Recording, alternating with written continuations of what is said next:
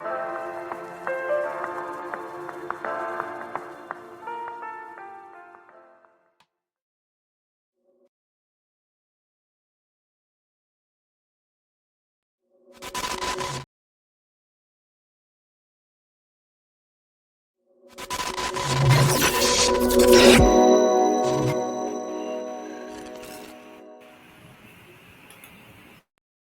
aí, pessoal, tudo bom?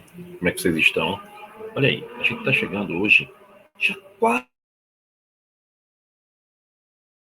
A gente escolheu 10 temas, 10 semanas, e que não foi assim. A gente não começou de uma aula 1, aula 2, aula 3. Nós temos 10 temas que são importantes, mas que não se relacionam diretamente, e que é importante que você perceba onde é que você tem um pouco mais de dificuldade, qual é a base, qual é a necessidade que você está tendo ali. Outra coisa importante é seguir nosso canal, tá? Dá uma força aí. A gente ano atrás de ano vem lutando aí contra os algoritmos, né? Que não nos credenciam como a gente tanto quer. E depois aí que você seguir o canal, bota aí o sininho para a gente estar sempre mandando material para vocês, sempre mandando o nosso melhor. Tranquilo? Vamos embora. Então vamos lá, pessoal. O desafio da gente hoje em Química Verde. Na verdade, a gente vai pegar, tá certo, química verde, e a partir disso a gente vai falar de várias aplicações da química. Então, primeiramente, a gente vai falar do desafio ambiental da sustentabilidade. Tranquilo? Então vamos lá, vamos começar falando disso. Então,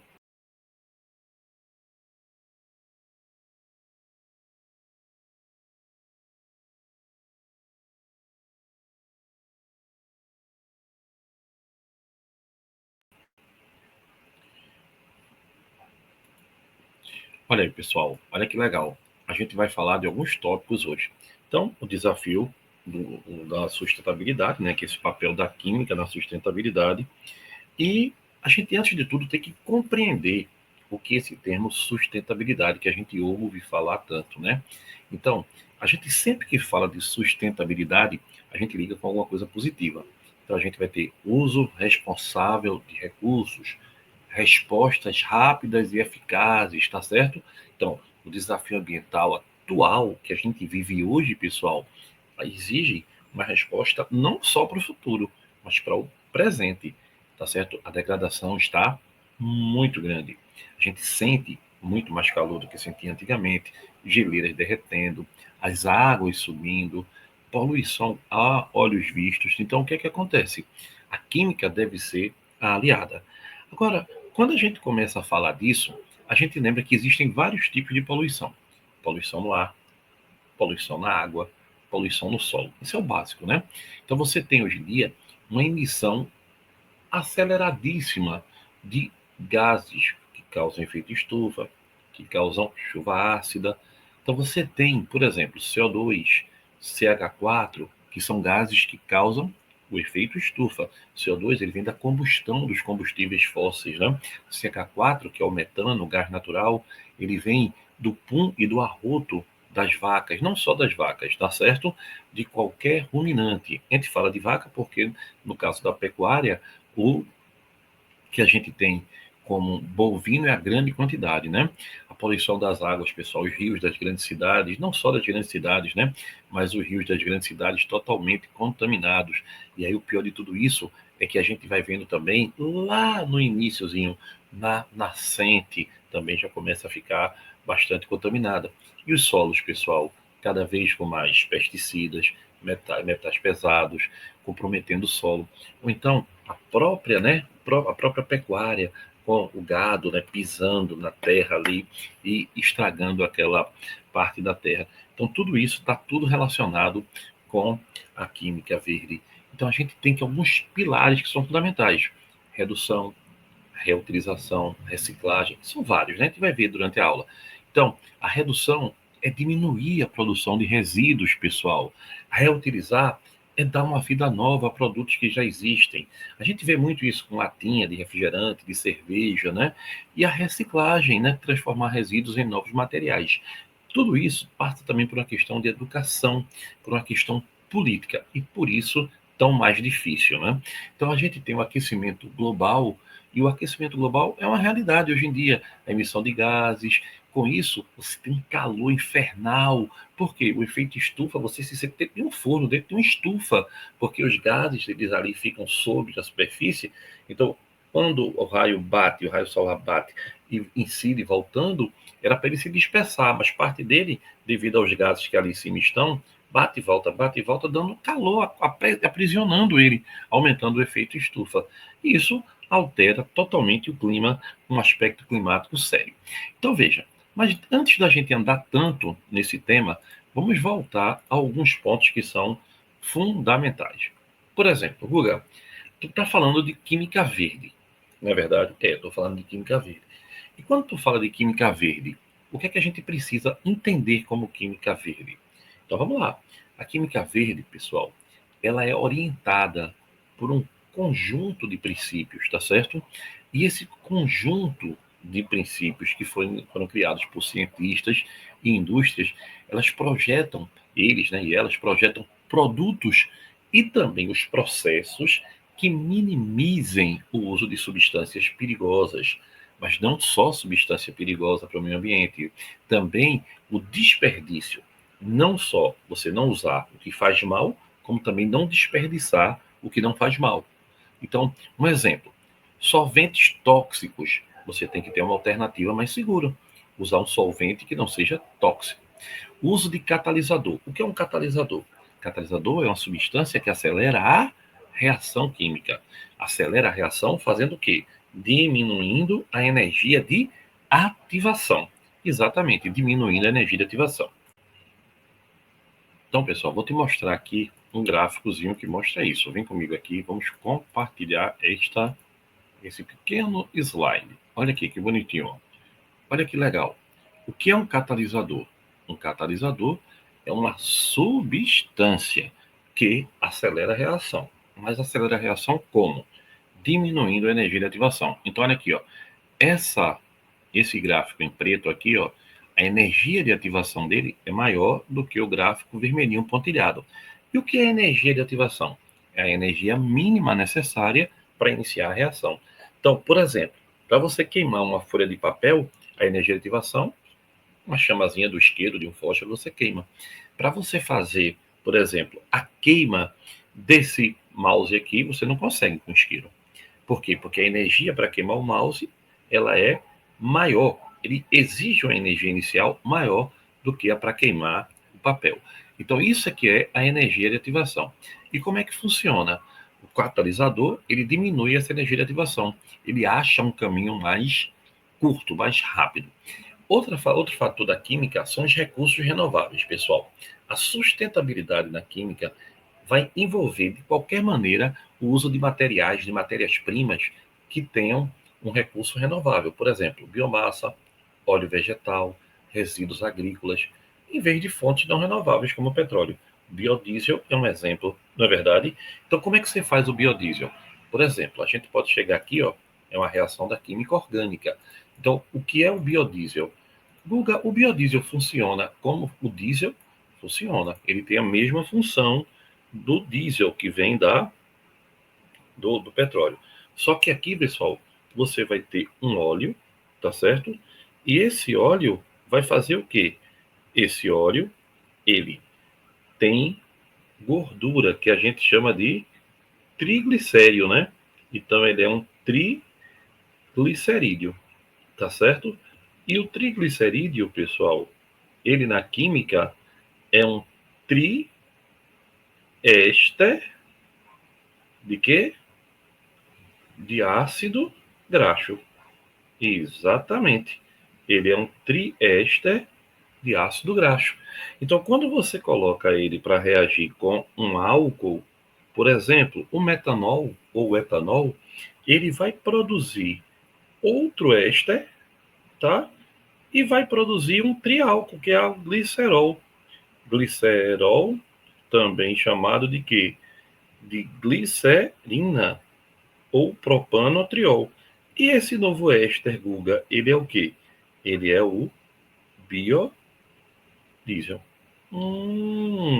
Então, isso aí é um combustível que a gente tem o quê? A gente considera que ele é não poluente, porque ele vem de uma fonte renovável.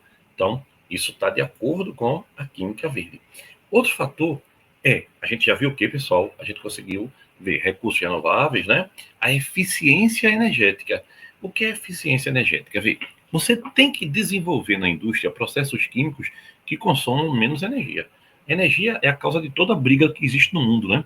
Então, a aplicação de tecnologias vai ajudar isso. Por exemplo, energia solar.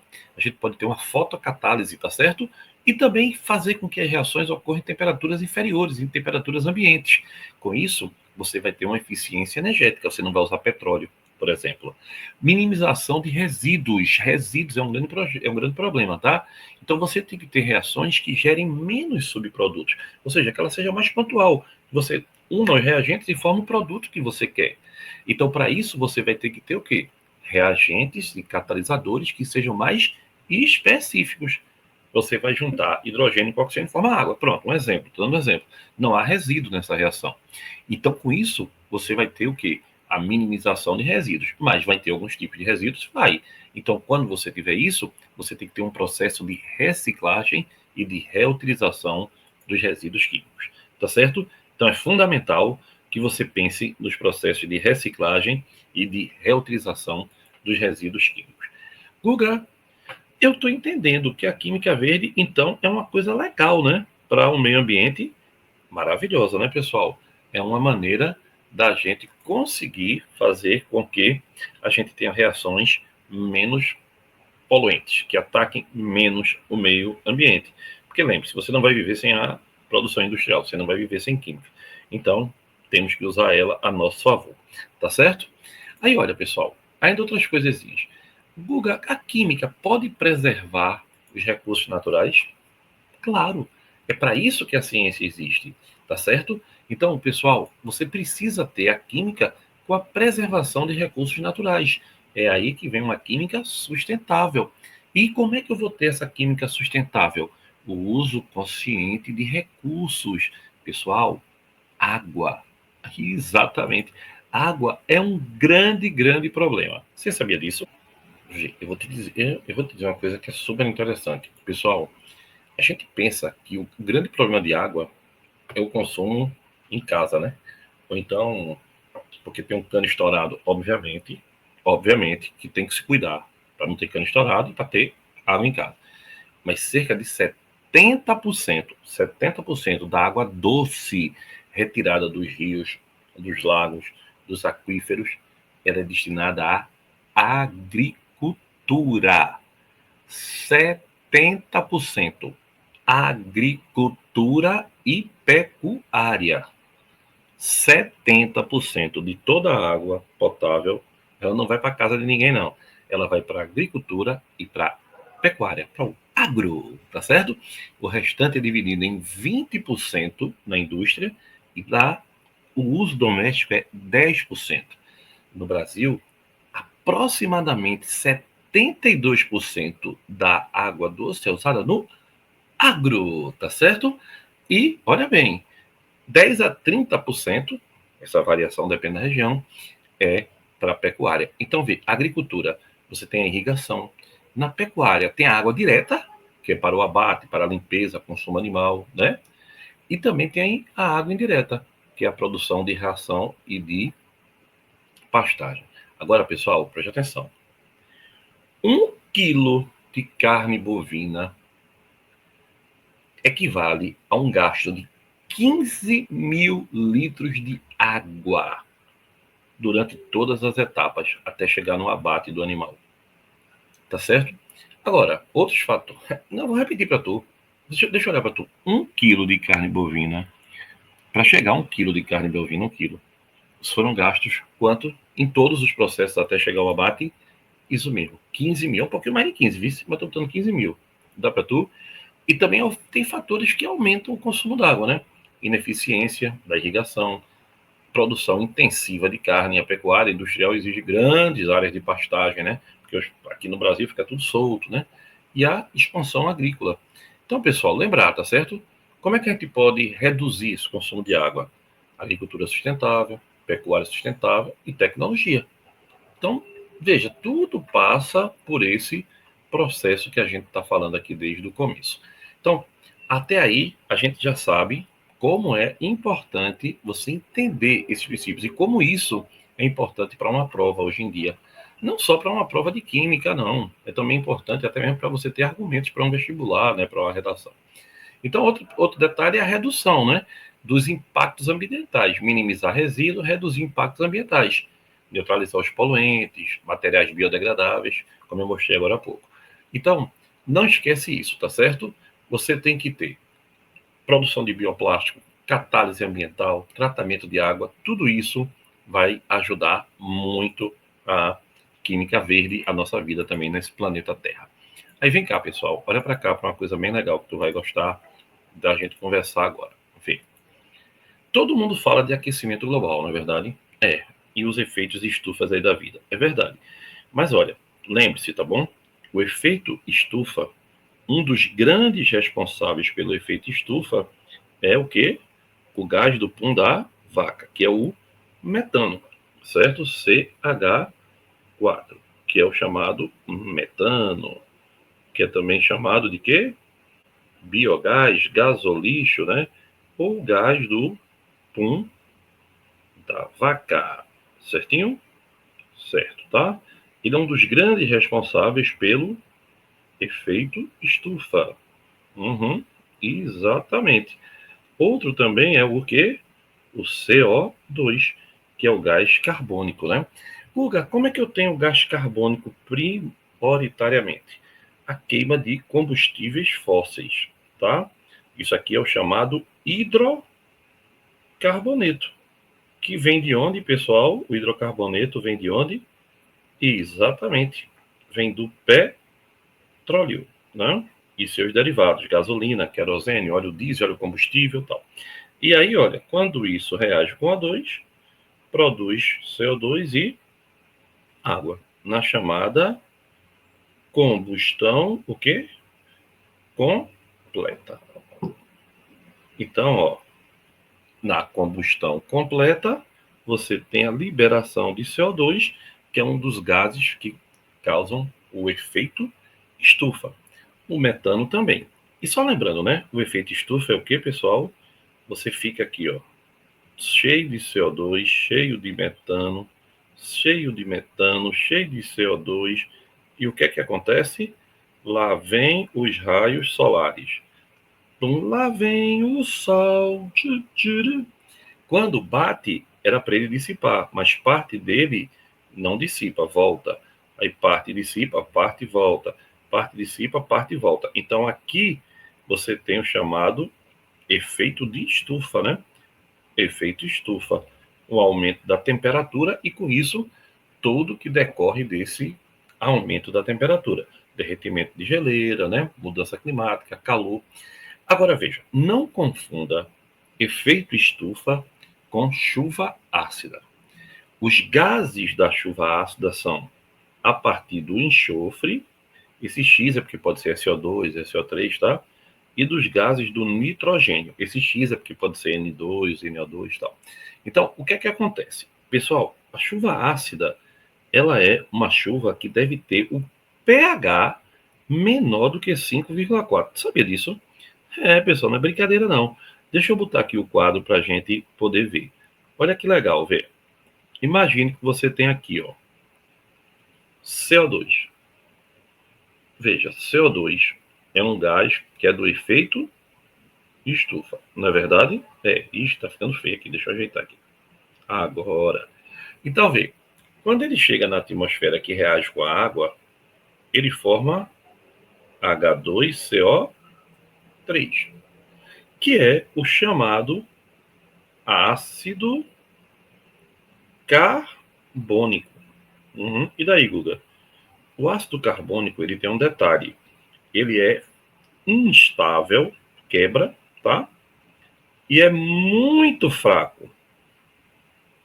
Então ele quebra dando CO2 e água. Logo, esse ácido ele não causa o quê? Efeito estufa. Ah, entendeu agora? Agora vê que onda. Imagine aqui que você tem enxofre reagiu com O2. Aí deu SO2. SO2 continua reagindo com O2. Aí deu SO3. Aí SO3 reagiu com água. Aí deu H2SO4. Aí, pessoal, aqui sim, aqui é uma chuva ácida. Por quê? Porque como está formando um ácido forte. Exatamente. Então, vê, para ser chuva ácida, deve haver a formação de um ácido forte. Não é de qualquer ácido, não, meu filho. É de um ácido forte, exatamente. Então, aí, a partir disso, você pode dizer aquela região ali está com chuva ácida. E o outro problema, qual é? A camada de ozônio. Pô, Guga, outro problema é, olha ele aqui, ó. Vê, camada de ozônio. E aí, pessoal, os gases que fazem com que quebre o ozônio, porque vê, você tem ozônio, deixa eu colocar aqui uma página para ficar bonitinho, né? Deixa eu mudar aqui a cor para sempre ficar legal. Vamos lá. Ó, olha que legal. Na prática, o que vai acontecer é isso, ó. O3, que é ozônio, vai virar O2, que é oxigênio. Ah, que bom, Guga, que está formando oxigênio. É bom não. É bom não. Porque aí você está transformando um gás protetor da atmosfera em oxigênio que está em grande abundância, não precisa mais. E esses gases que causam esse problema são chamados os CF6, que são chamados de clorofluorocarbonados. Por exemplo, os freões, né? Freões, já ouviram falar disso? Uhum. Olha aí, ó. Então você tem CF2Cl2, tá? CHCl, CHCl3. Esses gases, eles quebram a camada de ozônio. E aí, pessoal, a radiação ultravioleta e ultravioleta, pum, incide de uma vez só. Então a camada de ozônio, ela, olha aí, ó, ela bloqueia, ela faz o quê? Ela bloqueia a radiação ultravioleta prejudicial, protegendo a vida na Terra. É verdade. Os CF6 e outras substâncias químicas que saem no aerosol, nos ar-condicionados, eles destroem a molécula de ozônio, aumentando o quê? A radiação ultravioleta e, entre outras coisas, né, aumenta a temperatura, dano à agricultura, a pele, doenças e por aí vai. Então, todos esses problemas a gente está relacionando o quê? Problemas climáticos que você vê muito nas aulas de geografia.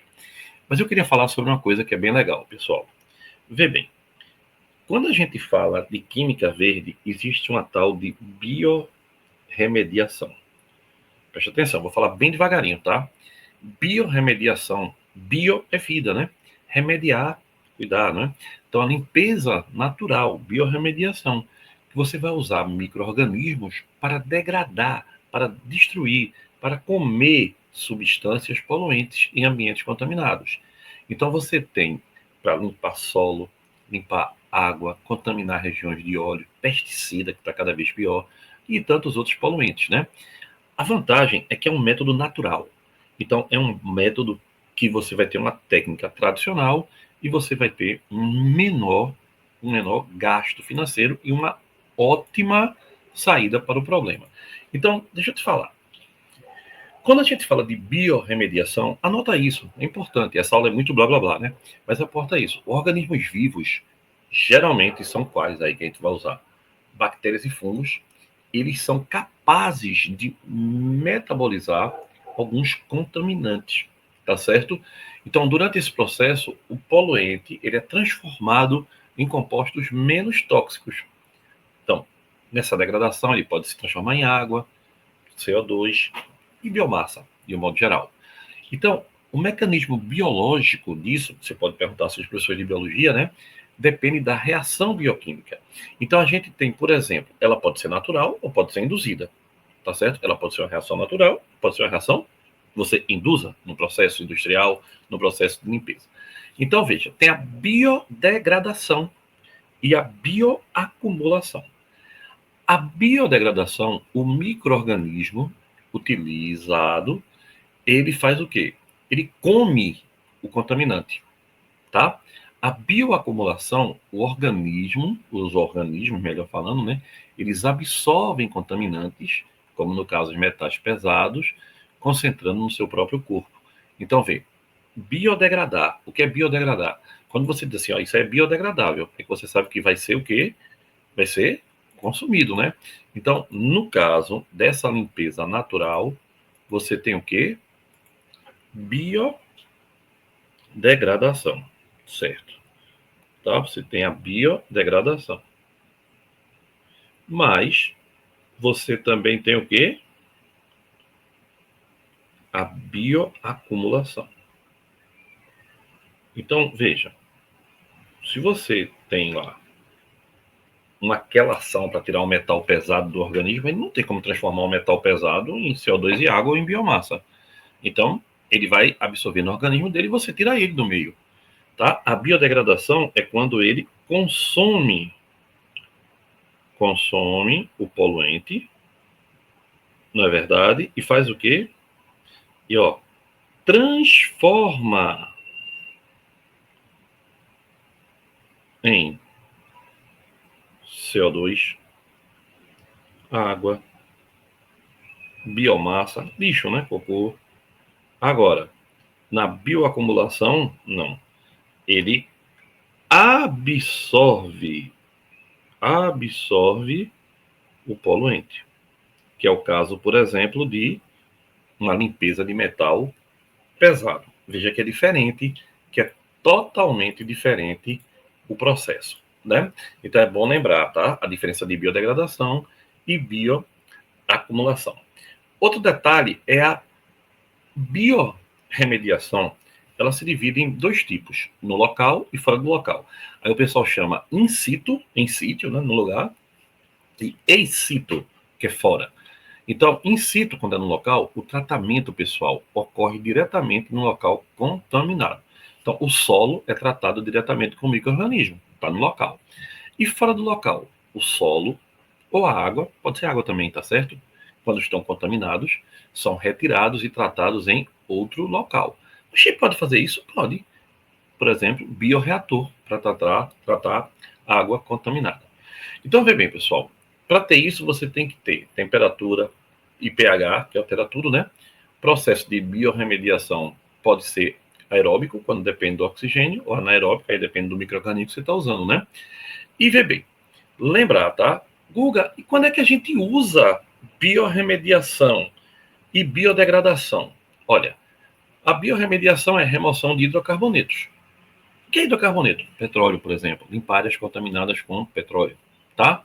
Então, derramou petróleo no mar. Bactérias degradam ele, tá certo? Qualquer bactéria? Não, são bactérias especiais para isso. Tratamento de águas subterrâneas, que são poluídas às vezes, né? Então, você bota lá compostos químicos como nitratos, solventes, pesticidas, e aí você vai ter a descontaminação. Descontaminação de metal pesado. Pessoal, aí é bronca, viu? Quando você tem um metal pesado, certos fungos e plantas conseguem acumular. Aí é o caso de bioacumulação. Então, metais como o chumbo, como o cádmio e o mercúrio, tá? Eles puxam e ficam no seu próprio tecido. Tira, né, do organismo que você quer limpar e vai deixando. Então, isso é importante, tá? Outro detalhe é que você tem, nem todos os contaminantes são biodegradáveis. O processo pode ser lento, tá? E pode ter muita adversidade e requer um monitoramento. Então, não é nada assim tão fácil de se fazer, não. Agora tem outro, tá? Você tem a fitorremediação. Fitorremediação. Te lembra logo o quê? Vem comigo. O que é que fitorremediação te lembra? Vamos ver? Ó, a fitoplanta, né? Aí, ó, fitorremediação são as plantas purificadoras. Então, a gente utiliza a ação de plantas para absorver, e aí, nesse caso, elas tanto acumulam como degradam contaminantes. Então, elas são extremamente eficazes para metais pesados, compostos orgânicos e até para material radioativo, tá? Por exemplo, o girassol, que está aqui ó, no desenho lindo, girassol. O girassol é utilizado para remover radiação em metais pesados do solo, tá? Ah, Gustavo, então se eu plantar um bocado de girassol lá em Chernobyl, vai ficar tudo lindo e maravilhoso? Vai ficar lindo, né? Porque vai ficar cheio de girassol. Mas não vai resolver o problema, não, porque tudo tem um certo limite, tá? Então você tem vários processos: filtração, adsorção. Pessoal, absorver é quando você passa um pano e o pano fica encharcado. Adsorver é quando prende na superfície, tá? Então, isso são processos de quando você vai ter de remediação. Agora, vem cá. Deixa eu falar um negócio para tu aqui que é importante, que a gente falar sobre a fitorremediação.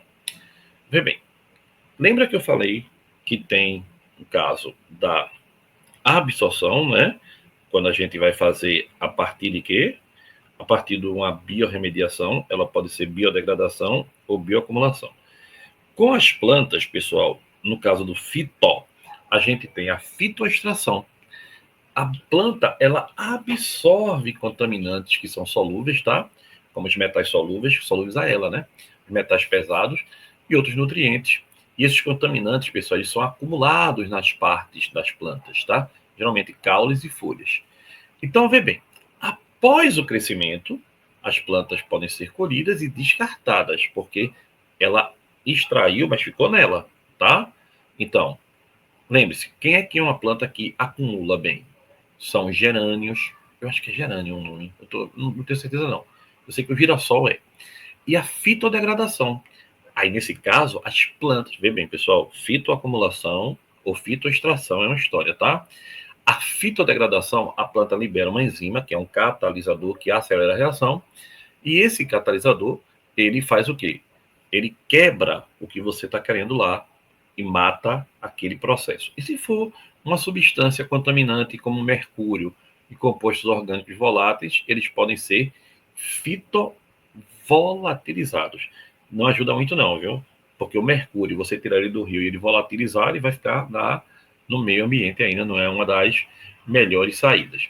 Então lembra bem, pessoal, você vai ter qual é a importância dessa fitorremediação: remoção de metal pesado, descontaminação de água, recuperação de solo, controle de derramamento de petróleo, tratamento de água industrial e por aí vai. Só que tem limite. Então, é lento. Uma planta, você vai crescer planta cresce planta, que não é assim, né? Depende da condição ambiental, restrição do tipo de contaminante, né? Qualquer contaminante, né? E também acumula o poluente, porque você depois vai ter que jogar a planta em algum lugar também, tá? Então você tem algum probleminha. Agora, na prática, por exemplo, remover chumbo do solo. Uma área industrial está contaminada com chumbo, metal pesadão. A mostarda indiana é plantada nessa área. As plantas vão absorvendo o chumbo do solo, acumulando em suas folhas e seus caules. Após várias colheitas, o solo está praticamente descontaminado. É muito legal, né, pessoal? Então, veja, lembre-se, Guga, e o que é? Como é metal pesado? Pessoal, chumbo, tal, cádmio, esses metais entram em ingestão, água contaminada, né? Inalação, lembra que eu falei que não adianta evaporar ele, tá? Ou através até mesmo da pele. E como é que a gente tira ele? Medicamento, né? A gente chama de quelação, tá? Quelação. São substâncias químicas, medicamentos, né? Que se ligam aos metais, ligam no metal pesado do organismo, formando um composto que é solúvel, e aí ele sai no xixi e no cocô, tá? Os quelantes, eles podem circular no organismo, capturando os metais, e aí vai melhorando, porque ele vai saindo do organismo, tá? Por exemplo, a DTA, que é o ácido etileno tetracético. Se o nome estiver errado, perdão, tá? Isso aí é para tirar chumbo, tá? Tem também o BAL, DMSA, tá? Penicilina, que é para intoxicação por cobre, chamada doença de Wilson, tá certo? Então lembra, pessoal, tem muita coisa que é importante na química aí, que você vai vendo como pode ser utilizado no nosso dia a dia. Outra coisa que você pode falar aqui, eu pensei que eu estava mostrando aqui o slide, mas deixa eu mostrar agora, não tem problema não. Guga, que aula longa, não aguento mais de ver. Pô, que grosseria, faz isso não. Vai parar um pouquinho aí e vai respirar. Então, ó, política ambiental, regulamentação, avaliação e inovação no sustentável, né? Então, ó, biocombustíveis, fundamental ter biocombustível. A gente hoje em dia tem biocombustível a partir de algas, pessoal. Já pensou? A gente tem o biocombustível que eu mostrei a partir de vegetais, né? Da oleaginosa, né? E tudo isso tem um lado bom e o lado ruim. Agora, lembra, eu acabei de falar de metal pesado. Os metais pesados, mercúrio e chumbo, eles entram na cadeia alimentar e impactam na saúde de uma maneira horrorosa, tá? Foi o que eu lhe falei. Então, pode tirar ele por bioacumulação ou por fito, né, acumulação. Guga diz, e me diz uma coisa, como é que você imagina que a gente pode fazer com que essas reações sejam mais rápidas? Boa pergunta. Vê bem, lembra que a gente falou da presença do catalisador? Uhum. Então, pessoal, sabe uma substância que pode ser muito bem utilizada? A água, né? Transformando as soluções em soluções aquosas, aí acelerando o processo. Não é que ela seja um catalisador, mas é um meio facilitador. A inovação da reciclagem de plástico também é outra maneira de melhorar, né, o nosso dia a dia. Lembre-se, plástico, pessoal, ele vem de quem? Por exemplo, plástico vem do eteno. E o eteno vem do petróleo. Aí ele sofre uma reação chamada polimerização por adição. Polímero é uma macromolécula formada por unidades menores que se repetem. E aí ele dá o polietileno, N moléculas, que é o plástico, tá? Só que esse polietileno, ele pode ser formado de várias maneiras. Por exemplo, existe o chamado plástico verde, tá? O plástico verde, preste atenção, não é biodegradável. Oxi, qual é a vantagem, Guga? A vantagem é que ele vem de uma planta. Ele vem de uma planta. Então você tira todo o ciclo do petróleo. Então, por exemplo, você pode imaginar que você vai ter a cana de açúcar. Aí a cana de açúcar, tá? Ela dá a sacarose. Caldo de cana, né? A sacarose sofre hidrólise, aí dá glicose. Aí a glicose fermentação é a quebra da glicose da CO2 e C2H6O, que é o etanol, é o álcool da cachaça mesmo. Aí o álcool desidrata, aí dá o eteno. Aí o eteno polimeriza, aí dá o polietileno. E por que ele é verde, o nome dele? É porque ele vem de uma planta. Então a gente diz que ele teve todo o ciclo facilitado porque ele veio de uma planta. Certo? Então veja, biomateriais, criação de materiais a partir de fontes renováveis. Catalisador eficientes também, né? E substituições de solventes tóxicos por substâncias melhores para o dia a dia. Lembrar que isso é fundamental para que você entenda a química verde. Guga, tem uma coisa que eu não entendi bem ainda. Tu está falando de solvente verde. Tu pode me dar alguns exemplos? Posso.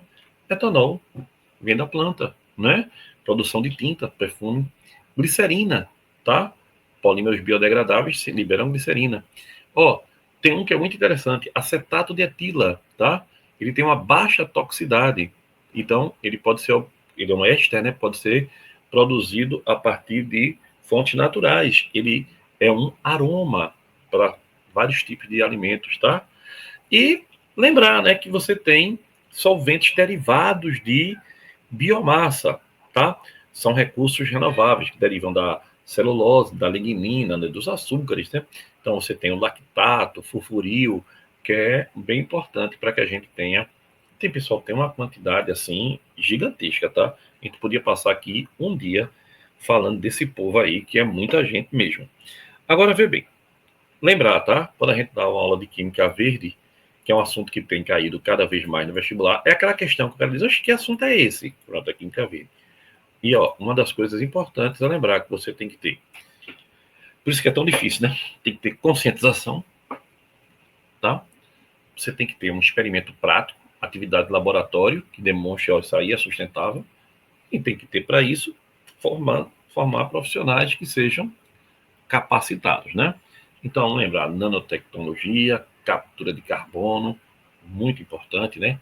A química computacional, que são simulações avançadas que a partir dele você prevê como é que vamos ter aquelas soluções, tá? E uma bioeconomia, a gente já deve ter visto hoje que tem créditos de carbono, concorda? Que é bem importante. Então, vamos agir, que é o mais importante para que a gente possa fazer as nossas questõezinhas. Vamos fazer agora um bocado de questão para a gente evoluir nesse assunto. Bora?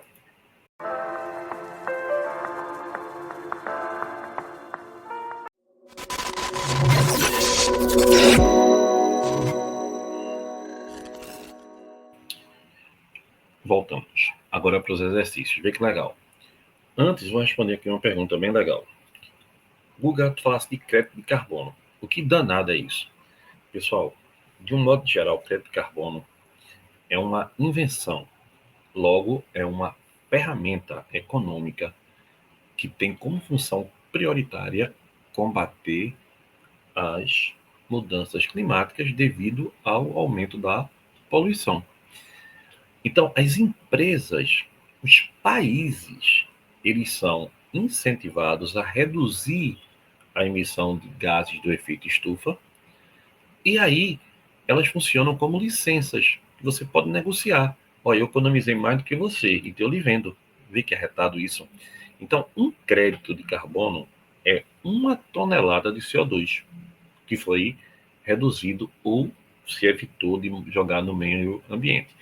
Então, pessoal, empresas e países que não conseguem reduzir suas emissões, que produzem muito petróleo, a indústria poluente, eles podem comprar esses créditos, tá? E isso é um mercado regulado. Então, tem países que assinam acordos, como, por exemplo, no Protocolo de Quioto, que todo mundo já ouviu falar, né? Então, o Acordo de Paris. Então, você tem limites de emissão para setores industriais e permite a troca de carbono entre elas. É um mercado voluntário, tá? Então, como os créditos desses carbonos podem ser gerados? Como assim? Vou plantar uma floresta, é uma boa ideia, só que não vai dar tanto, né? Então, por exemplo, energia renovável. A construção, pessoal, de um grande parque eólico, por exemplo, ou de um parque solar, ou de uma hidrelétrica, ela vai substituir uma quantidade considerável de combustível fóssil. Isso vai gerar crédito de carbono. Você faz a conta e diz, ó, se eu tivesse consumido isso em gasolina, isso em óleo diesel, eu estaria liberando tanto de CO2. Então, eu tenho tantos créditos, já que eu não estou liberando. Reflorestamento, muito importante, né? Porque as árvores capturam CO2. Também tem uma tecnologia, né? Indústrias que instalam no seu sistema a captura do CO2 mesmo, tá certo? A gestão de resíduos, como aterros sanitários, tudo isso que a gente acabou de falar. Então, lembre-se, tá? Uma indústria emite 10 mil toneladas. Vamos lá. Uma indústria emite 10 mil toneladas de CO2 por ano, tá? Mas seu limite era de 8 mil, então ela está devendo quanto? 2 mil. Então, ela pode fazer um projeto de reflorestamento, onde sequestra 5 mil toneladas de CO2 da atmosfera e pode vender esse crédito. Olha que legal. Tem uma grande vantagem nisso, tá certo? Só que o pessoal tem umas críticas também, né? Por exemplo, algumas empresas usam esses créditos de carbono para parecerem sustentáveis. O cara bota para lascar no meio ambiente, mas compra um bocado de crédito de carbono. Ó, aqui é de boa. Mas ele não, é porque ele compra, tá? Então também ainda não tem uma regulamentação global muito fixa, tá?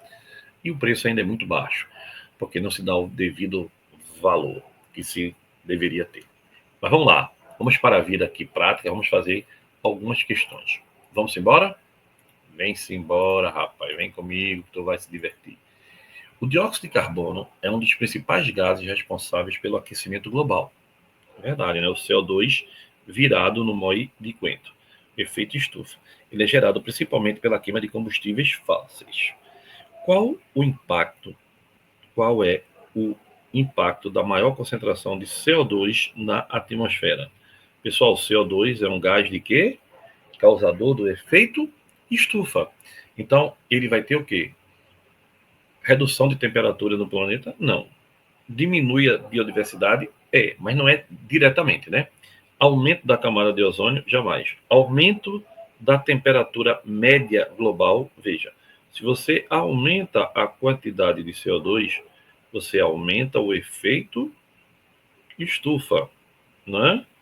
Quando você aumenta o efeito estufa, você aumenta a temperatura no planeta, derrete geleira, tá certo? Algumas cidades vão ser totalmente encharcadas de água.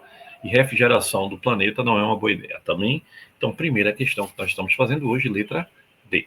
Então, pessoal, não dá para pensar que a gente tem aí gases causadores do efeito estufa, CO2 e metano, vai melhorar a temperatura do planeta. Claro que não, né? Vai fazer o quê? Vai aumentar, estufa. Pô, tá muito quente, né? Tá muito quente, tá muito quente. É uma estufa isso aqui. Então, vamos lá. Vamos lá? Bora. Vamos para a segunda questão para a gente resolver aí. A segunda questão, ele diz: a chuva ácida. Eita, desculpa. Ih, Guga. Sei não, hein? Uhum. Calma, rapaz. Vê. Ele bota assim. Vê que legal. A chuva ácida é causada pela emissão de gases de enxofre e de nitrogênio. Quais principais impactos da chuva ácida? Aumento da fertilidade. Pessoal, tu mora num lugar onde chove ácido sulfúrico, ácido sulfuroso, ácido nítrico, ácido nitroso. Vai aumentar a fertilidade do solo? Meu Deus do céu, nem pensar. Por que não mata todo mundo, né? É porque o ácido vem muito diluído, né? Mas causa grandes problemas, viu? Diminuição da acidez da água. Chuva ácida vai diminuir a acidez da água. Destruição de florestas e contaminação de corpos d'água. Verdade. Isso é verdade, né? Queima tudo. Aumento da concentração de oxigênio no solo. Melhora na qualidade da água para consumo humano. Agora a água está cheia de ácido, agora ela está boa. Não, né? Aí vamos lá. Biorremediação. Lembra que a gente falou disso, né? Importantíssimo. Tem fitorremediação e biorremediação. Utiliza micro-organismos para descontaminar solos e águas. Qual dessas substâncias pode ser eliminada por esse processo? Pessoal, vê bem. Quando a gente falou agora há pouco, tá, da biorremediação, a gente teve cuidado de falar o quê? A planta pode absorver, bio não, né? O micro-organismo pode absorver e deixar nele, depois você tem que dar um fim nele, ou pode, por exemplo, transformar em CO2, água e biomassa. Isso era muito importante para compostos como hidrocarbonetos, petróleo, lembra disso? Dão na degradação de compostos orgânicos, óleos, pesticidas. Então, isso era super importante. Então, bora ver aqui onde é que ele colocou para a gente nessa questão as possibilidades. Essas questões, às vezes, elas são meio dúbiazinhas, né? Enche meio a paciência da gente. Mas bora lá, vamos ver aqui. Olha que bonitinho. Ele diz aqui, ó. A biorremediação utiliza micro-organismos para descontaminar solos e águas. Certo. Qual dessas substâncias pode ser eliminada? O pessoal vê metais pesados, biorremediação pode, né? Mas não é o melhor. Compostos orgânicos como hidrocarbonetos, verdade. Verdade. Aqui pode, tá? Mas aqui é melhor. Então a gente responde o que é melhor. Ácido sulfúrico? Não, né? Águas residuais e nem plástico. Então, lembrando aqui, letra B. Guga, e a terceira questão agora fala tal de um CFC. O que é CFC? CFC, pessoal, são chamados clorofluorcarbonados. São os freões, são os haletos. Eles são responsáveis pela quebra da camada de ozônio, com isso toma radiação ultravioleta no pessoal, né? O pessoal, inclusive a gente, né? No meio ambiente, em todos os lados. Vamos lá, vamos ver o que é que isso aqui nos responde. Vem comigo. Ó, a utilização dos clorofluorcarbonos está diretamente relacionada à destruição da camada de ozônio. quais são as principais consequências dessa destruição para os seres vivos? Aumento da incidência de câncer de pele e danos à fauna marinha. É, verdade, né? Aí aqui, ó, vamos ver o resto. Aumento da fertilidade do solo. Ó, o solo agora tá cheio de sol aí, então beleza. Melhora da qualidade do ar. Não. Proteção contra a radiação ultravioleta. Não. Refrigeração global. Claro que não. Tudo que aumenta a temperatura é ruim. Lembrando, pessoal, que o CF6, por exemplo, aqui, ó. Vamos imaginar aqui, ó. CH3, por exemplo, aí. Lá vem o ozônio, ó. Lá vem o ozônio aqui, bonitinho. Aqui é o ozônio. Aí veja. Esse cara, ó, a ultravioleta bate aqui nele, ó. A radiação ultravioleta. Quando bater nele, vai formar isso aqui, ó. CH3 mais Cl. Isso aqui é um radical, tá? E radicais são extremamente o quê? Reativos, porque ele tem um elétron desemparelhado. Aí esse radical ataca o O3, aí forma isso aqui, ó. Não está aqui? Ele vai quebrar, vai formar ClO mais O2. Então ele quebrou a camada de ozônio formando oxigênio. Tá certo? Por isso que ele faz tanto e tanto mal. Não é legal, pessoal? Tira um print aí, que é legal. Vê, a química verde visa a criação de produtos e processos com menor impacto ambiental. Qual das alternativas é um exemplo de química verde? Pessoal, química verde é a química para fazer o quê? O bem. Então, por exemplo, eu vou ter que fazer o quê? Eu tenho que fazer alguma coisa que seja biodegradável, que não ataque o meio ambiente, que não tenha resquício, né? Então, eu queria falar com vocês uma coisa que é bem importante. Vem cá, preste atenção agora, se liga aqui. Eu vou falar para vocês os princípios da química verde, tá? 12. Primeiro de todos, anota aí. O primeiro princípio da química verde que a gente tem que levar muito a sério é a prevenção. Exatamente. Então, pessoal, já ouviu falar que é melhor o quê? Prevenir do que remediar. Então, prevenção. Meu filho, não deixa a bronca chegar, não. Resolva antes, tá? Outra coisa importantíssima é economia de átomos. Agora lascou, Guga. Como é que eu vou saber o que danado é economia de átomo, hein, Guga? Pessoal, é simples. Economia, vai anotando isso, tá? O processo químico ele deve ser formado, produzido para ter o quê? Todos os átomos do reagente formar o produto. Ou seja, você tem um mínimo de desperdício, tá? Outra, produtos menos perigosos. Sempre que possível, os produtos químicos devem ser projetados para serem eficazes e não serem, por exemplo, venenosos, né? Usar solventes seguros, tá? Outro, eficiência energética, exatamente, né? Uso de fontes renováveis, tá? Então, lembrar, catalisador, usar sempre catalisadores, tá certo? Que sejam o quê? Menos poluentes e que acelerem reações, tá? Então, você tem princípios que são monitorar acidentes, substâncias mais seguras, tudo isso é usado pela química verde. Então, vamos lá. Então, vamos ver aqui o que é que a gente vai responder nessa belíssima questão. Olha aí. Ele diz: a química verde visa a criação de produtos e processos com menor impacto ambiental. Qual alternativa é um exemplo de química verde? Utilização de clorofluorcarbonato para destruir a camada de ozônio? Não, né? Produção de biocombustíveis a partir de resíduos orgânicos? Ótimo, não é? Pega ali o lixo e transforma em combustível, né? Que a gente viu que pode pegar um triéster de ácido graxo, que é gordura, por exemplo, gordura queimada, viu? A gordura queimada da panela lá, tá? De grandes hospitais, de grandes restaurantes, de grandes indústrias, e transformar, reagindo com álcool, que a gordura tem um triéster, um éster, que reage com álcool, forma outro éster, que é o biodiesel, biocombustível, e formando o glicerol, que é um álcool. Aí, aumento da produção de plástico não biodegradável. Plástico não biodegradável é altamente poluente. Queima de carvão para geração de energia. Meu Deus, carvão é altamente poluente. Uso de pesticida no cultivo de alimentos. Não, não é uma boa ideia, não, tá? Tire isso da cabeça. Vocês nem imaginam, tá? Os princípios que estão aparecendo aqui na vida. Vamos lá, vamos para mais um aqui que é bem legal. Vamos embora, tá quase terminando. Só falta 1h30 para terminar, para liberar vocês. Vamos. A fitorremediação, a partir das plantas, né, utiliza plantas para descontaminar o solo. Qual planta é comumente utilizada para remover metais pesados do solo até radioatividade, né? Girassol. Um girassol nos seus cabelos, tá? Girassol. Alface, rosa, peixe, meu Deus, peixe é tora, né? O cara botar fitorremediação, não marcar peixe, meu Deus do céu.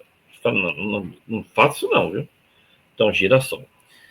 Aí vê, pessoal, a gente vai ter aqui várias outras questões, tá? Para trabalhar esse assunto, você vai receber, né, suas questõezinhas divertidas para a gente poder se divertir até agora. Mas vê, o mercúrio, ele é um metal pesado, por exemplo, se usa muito ele em ouro. Em ouro? Como assim? Pessoal, quando se tira ouro de forma, assim, artesanal, se o ouro, ele vem com a areia, e aí passa na bateia, a água leva ele, chamada levigação, né? Leva a areia e o ouro, como é mais denso, fica. Para aumentar essa densidade e perder menos ouro na levigação, alguns botam mercúrio, é proibidíssimo, tá? Aí forma uma liga e depois aquece. Aí o mercúrio, como tem um ponto de ebulição menor, evapora. Só que ele continua no meio ambiente, é uma bronca. E aí a bronca é que ele tem danos ao sistema nervoso central. Ele é tóxico, é um metal pesado. Então ele afeta o sistema nervoso central, principalmente em altas concentrações. Então, tem um mal de Minamata, né, conhecido bem, depois tu olha isso no YouTube, é bem legalzinho. Vou tentar até colocar aqui para você. Mas, vamos lá. Aí ele pergunta nessa belíssima questão que nós estamos fazendo aqui, exatamente o que? O mercúrio, sim, mas deixa eu compartilhar, senão fica difícil, né, Guga? Concordo. Vê. Ele bota aqui, ó. O mercúrio é um metal pesado presente em várias atividades industriais. Ele é altamente tóxico e pode causar graves problemas de saúde. Qual o principal risco de mercúrio à saúde humana? Câncer de pulmão, envenenamento por ingestão, doenças cardíacas, alergia respiratória ou danos ao sistema nervoso central. Todos são plausíveis, possíveis, mas o pior de todos eles é o dano ao sistema nervoso central. E aí a resposta fica sendo letra E. Pessoal, hoje a gente teve uma aula de química, né, com enfoque assim bem pegado na geografia. Concorda comigo? A gente falou de substâncias, que tem a questão da sustentabilidade, química verde, tal. Mas lembre-se, é importantíssimo que você entenda que isso é um assunto que os vestibulares tendem a navegar bem neles, tá? Porque tem muito essa questão do cotidiano, do dia a dia, da conscientização. Então é bom a gente estar sempre bem ligado nesse assunto. Tranquilo? Fica tranquilo e vamos embora fazendo zoada, que isso é que é o mais importante, não é verdade? Porque sem zoada a vida não tem graça. Entendesse? Vai. Qualquer dúvida, a gente tá por aqui. Tá certo? Um beijo.